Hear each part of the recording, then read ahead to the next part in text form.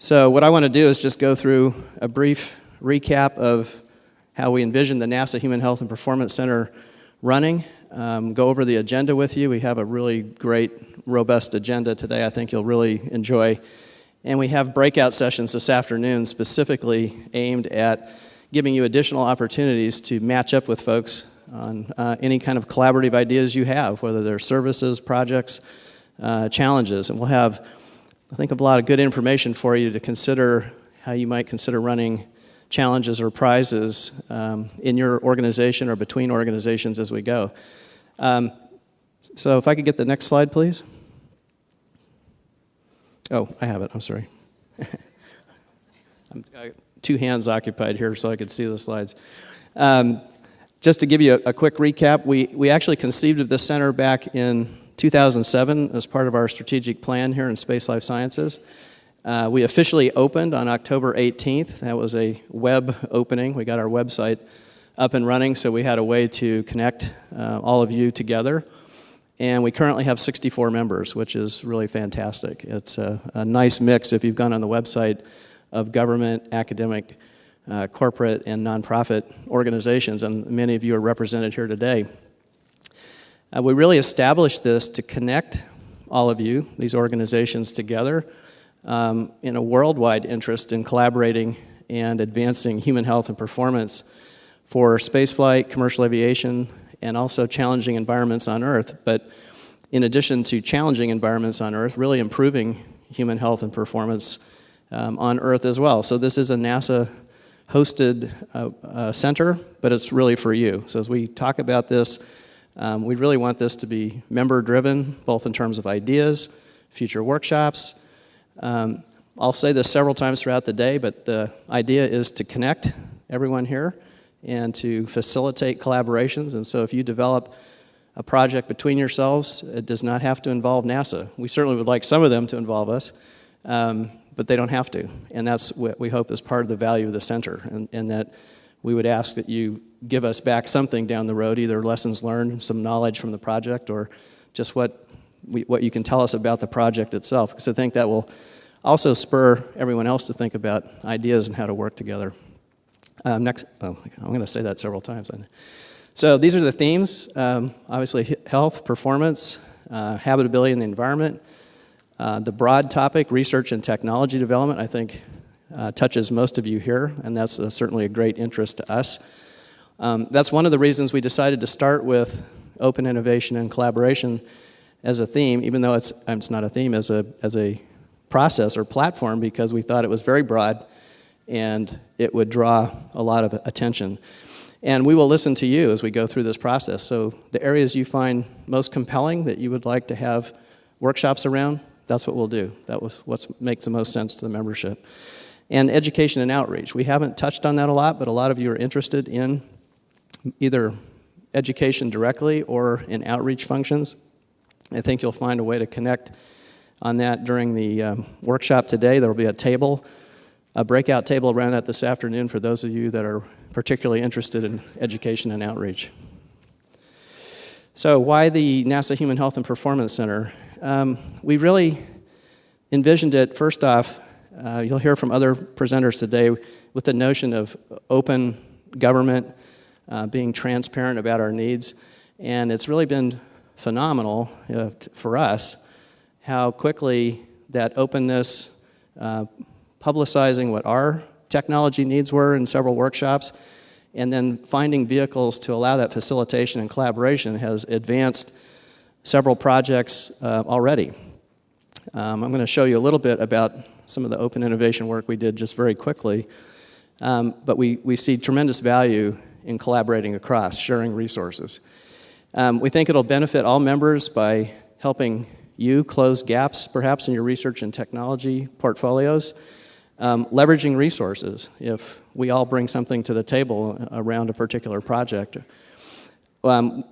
We envisioned it to be virtual or web-based to allow rapid data sharing among members, because we thought that would be really key to keep these conversations going. So there was a lot of good connection and conversations yesterday and last night and today. A lot of times when you go to a professional workshop, that's where it ends. You know, if you might be lucky to keep a particular conversation going.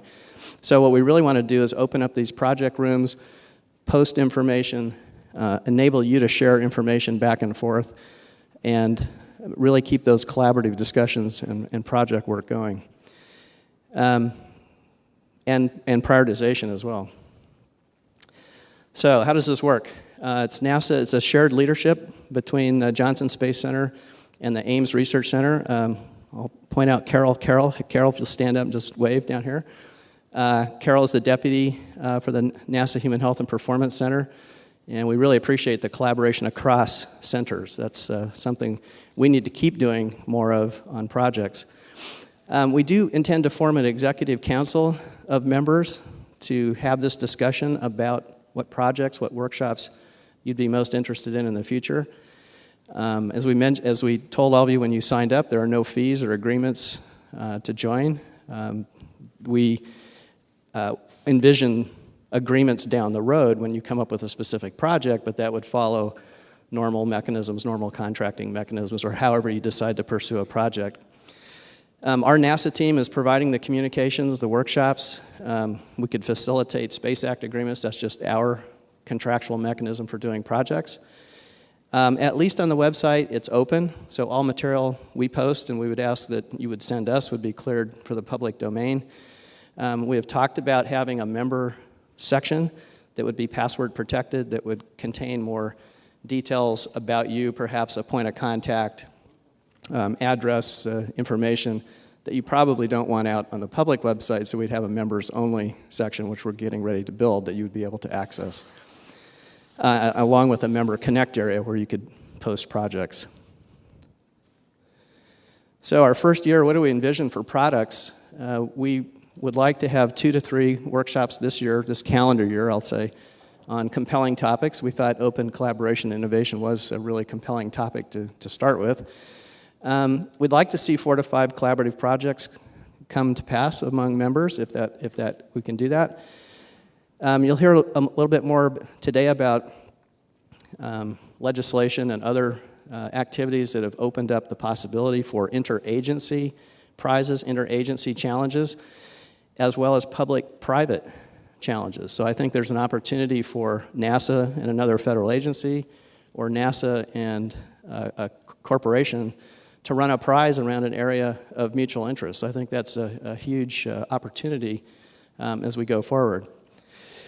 And we also want to accumulate and distribute best practices and data. So we're happy to post and distribute anything you think you'd like members to share with, and we'll certainly keep putting our experiences on the website.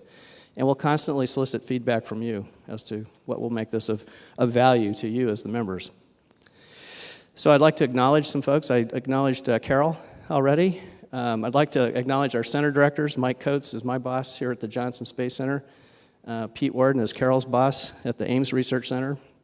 They really helped enable this by agreeing to partner and collaborate to open up this center. I'll skip to the bottom just real quick because Bill Gerstenmaier is our executive sponsor at NASA headquarters. Bill really enabled us to get this center up and running. It's really important to us to have that executive sponsor. And I'd also like to acknowledge our Wiley Integrated Science and Engineering team, so I'm going to ask them to stand up, which they probably won't like, but the Wiley team that really put the website together, a lot of the communications, so I'm going to start with, they're all scattered around down here, Elizabeth Richard, Samantha Snabs, Gabe Rigger, McGee Johnson's up here, Cindy Rando, Tacey Baker, and I'd also like to point out, Jeannie Bopp is in the audience, and Vernon McDonald, I'm not sure has come in yet today, but they sponsored the reception last night, so thanks very much to Jeannie and Vernon and the Wiley folks for sponsoring that reception. I think that got us off to a really nice start last night, so thank you very much. And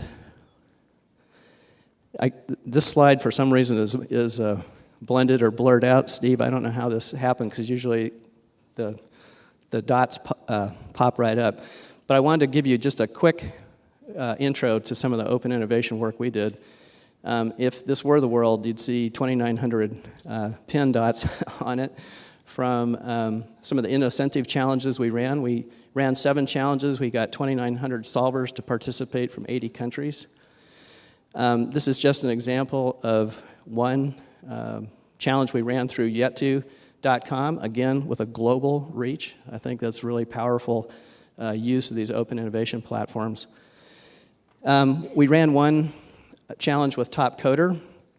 That was a software-based competition. We got a great algorithm from this that we were able to use in our optimization algorithms, and Jason Cruzan from NASA headquarters has built upon this and opened up NASA Tournament Lab, which will seek at least 20 challenges around topics for optimization on the International Space Station. And Jason is actually running that first Tournament Lab kickoff meeting here today at Johnson Space Center, and we'll be around all the different centers.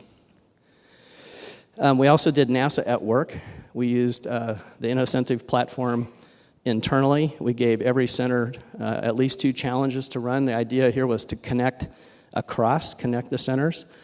And this is just an example of challenges that were posted by the Johnson Space Center. And it's an eye chart, but it's just to give you an example that the color bars show you that multiple centers participated in trying to solve one center's problem. So we're very interested in who connected, what kinds of expertise connected. We know for a fact we connected people that didn't know each other before, that levels of expertise they didn't anticipate in being able to help with a particular problem. So just in the participation level, really a good result. And we'll see what kind of solutions we'll be able to post from that. So just to review the agenda with you real briefly, Dr. Kareem Lakhani will talk from Harvard Business School about an overall framework for open innovation, followed by Pascal Finette from Mozilla and Robin Sturm from the Office of Science, Technology, and Policy. Our panel will be composed of some of those same speakers, plus Bev Godwin is here from the General Services Administration to moderate. We're actually borrowing Bev's model of a lightning round and panel that will have an interactive Q&A I think you'll really like. Eugene Buff from yet2.com, Steve Domek from Innocentive, Pascal, again, Jennifer Fogarty from our group talking about our challenges, Lisa Pannell from General Mills, and Craig Wynette from Procter & Gamble. So I think you'll really enjoy that panel and have an opportunity to have a good Q&A from those folks. In the afternoon, Jeff Hamawi from the Casno Group will talk to you about their collab model. And again, Lisa Pannell will be talking about her experiences at General Mills about internalizing these open innovation platforms and doing it from a complete corporate perspective. So then just very briefly this afternoon with breakout sessions, we have some tables set up with themes that you suggested. They're in your packet. We have some open tables. We call them Projects 101 and Challenges 101. So if you're interested in talking to folks about collaborative projects or challenges or how to run challenges, those will be open. Each table has a facilitator and a note taker, so you can just participate and we'll get those results back to you. You have member information in your packet, so please look through it. It's a really interesting group of folks that have come together here to collaborate, and look through that, see who you might want to talk to or connect with. There are breakout sessions, there are breaks, the networking lunch, and the breakout tables to give you time to connect with each other and to talk about possible collaborations.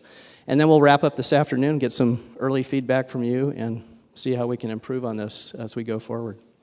So I hope I stayed on time. I can't look at my watch at the same time. Any questions, quick questions before we get started? Where are we on time?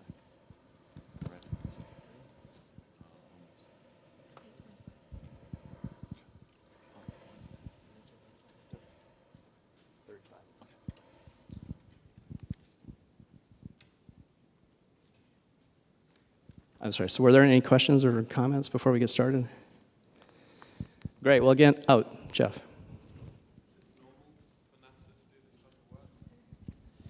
The question was, is this normal for NASA to do this kind of work? We have a lot of collaborations. We do, NASA does collaborate externally quite a bit. I think this center concept is new in the sense that it is a way to connect laterally across many different organizations. So it's a bit of a trial balloon, I think, for NASA to be this extensive, to have this kind of extensive center participation. So I think it's a little bit of a new model, but NASA has traditionally collaborated. Any other comments or questions? Okay, well, again, I want to thank you for being here. I know travel is, especially this time of year, is difficult. I hope we've put together something of great value for you to get started with, as well as the center. So it's not just the workshop. It's everything we do after the workshop, in between meetings, and the kinds of collaborative projects and challenges we can put together as a total package. So I really appreciate your interest and your participation today. And we'll get started. So it gives me great pleasure to introduce Dr. Kareem Lakhani from the Harvard Business School. He asked me not to read his whole bio. So I'll just say he was also a former GEer, and we met about 3 years ago and started our collaborative work together, which really opened literally our experience to the open innovation platforms and how we might use that within a government agency to solve problems. I think Kareem and I have cross-referred each other to multiple organizations to the point where we're saturated with opportunities, but it's really been great to work with Kareem. I think some of you have heard this talk, this overall idea of the Ideas Cloud, so I won't take any more of his time and introduce Dr. Kareem Lakhani from Harvard Business School. Thanks, Jeff. Yeah, so some of the NASA folks have seen this multiple times. I could invite some of them to come up and give this talk as well. Jeff could probably do it too. Or Jen could, yes.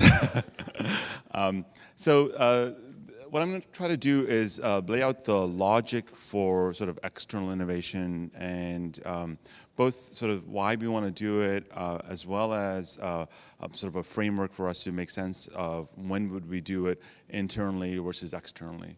And the notion of the Ideas Cloud, the metaphor comes from sort of the most current, hip term in IT, which is cloud computing. So many of you have heard of cloud computing. The notion behind cloud computing is that basically that the core assets, the core IT assets of a firm or an organization don't necessarily have to be inside the organization. They can be outside, and then the IT group or the organization itself can tap into it on demand and use it as needed, and then turn it on or turn it off depending on what's going on. And the notion of the Ideas Cloud is similar, that some of the core intellectual assets of the firm also don't have to be inside the firm, inside the organization. They could easily sit outside. In fact, from the data I'll show you that in fact that is the case no matter what, and the opportunity for firms is to find ways to organize themselves so that they can actually access this knowledge from the outside world. Before I start, I'm going to show you a video, a commercial from the Super Bowl 2008. I think it should show reasonably well here. It's a Doritos commercial, so let's watch this commercial together. The audio isn't on. It's my crystal ball. It looks like a snow globe. Nuh-uh, it's real. Here, watch. Free Doritos at the office today? I think that's a yes! Free Doritos! Will I finally get that big I'm promotion? gonna hit somebody with that crystal ball. It's boss. Promotion? Not in your future. So the genesis, so this ad was created by two brothers in Batesville, Indiana.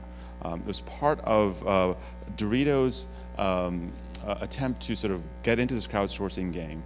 And if you think about Doritos is part of PepsiCo.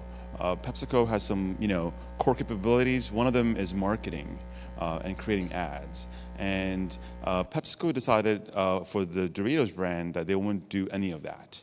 Right? They would let people from around the world participate with them to create the ad, but not just even create the ad, but also choose the ad. So many people, about 1,900 people, submitted fully formed ads, and the ad that you saw here was exactly what they submitted. And then about 1 million people participated in its voting. And then the top 5 ads, I believe, they took and they ran on Super Bowl. And again, if you think about the Super Bowl in the US, that's the marquee signature TV advertising event. And Pepsi decided that they wouldn't have anything to do with it. They let their users determine the ad. It took Pepsi 3 years to come to this decision. You can imagine the conversation in the boardroom, like, you want us to do what? Like, people from around the world, like Batesville, Indiana, will submit ads, and then some other people will help choose the ads, and we don't have a say about it. It was a pretty controversial decision, but the firm decided for the brand that it was, for Doritos as a brand, they felt that that was the best way to indicate to their fan base, to their customer base, and it has yielded some very interesting results. About 4,000 entries, and they spent about $2.5 million on this, and then just the publicity around the ad itself, because it got picked up in many other settings, they estimate to be about $35 million. And then the additional hit on the revenues, they estimate close to about $50 million. And then, they knocked out the poor Budweiser dog as well, their 10-year running streak. And so the notion here is, again, if you think about an organization like Pepsi, they have decided that they can tap into this worldwide network of people around the world who probably have more creative ideas than their ad agencies might themselves.